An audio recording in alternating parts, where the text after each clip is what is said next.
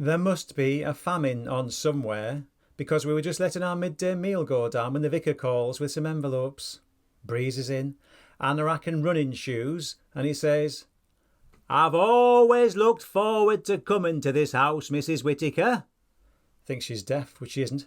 It's one of the few things she's not. He says, "Do you know why? It's because you two remind me of Jesus and his mother." Well, I've always thought Jesus was a bit offhand with his mother, and on one occasion was quite snotty with her. But I didn't say anything. And of course, Madam is over the moon. In her book, if you can't get compared with the Queen Mother, then the Virgin Mary is the next best thing. She says, "Are you married?" Always asks, never remembers. He says, "No, Mrs. Whittaker, I'm married to God." She says, "Where's that leave you with the housework?"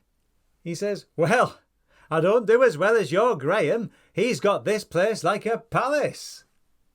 She says, "Well, I do my whack. I washed 4 pair of stockings this morning." She hadn't. She put them in the bowl to rinse, and then they slipped her mind, and so the rest of the operation devolved on me. He says, "How are you today, Mrs. Whittaker?" She says, "Stiff down one side." I said, "She had a fall yesterday." She said, "No, I didn't." I said, "Yes, you did, Mother, you did. You had a fall and you ran into Mr. Turnbull." And she said, "Oh, yeah, that's right. I did." And starts rooting about in her handbag for some lipstick. She says, "That's one of them anarchy things, isn't it? They've gone out now, those. If you want to be a man about town, you want to get yourself one of those continental quilts."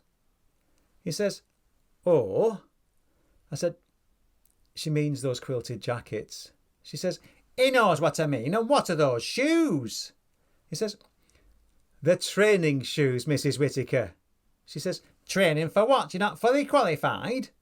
He says, "If Jesus were alive today, I think you find that these are the shoes that he would be wearing." She says, "Not if his mother had anything to do with it. She'd have him straight down Stead and Simpson's and get him into some good brogues. Somebody was telling me that the Italians make good shoes." The vicar takes this as his cue to start talking about people who have no shoes at all, and via this to the famine in Ethiopia. I fork out 50p, which he says will feed 6 families for a week. And she said, "Well, he would have bought me some Quality Street." On the way out, the vicar turns to me and says, "I take my hat off to you, Graham. I've got a mother as well."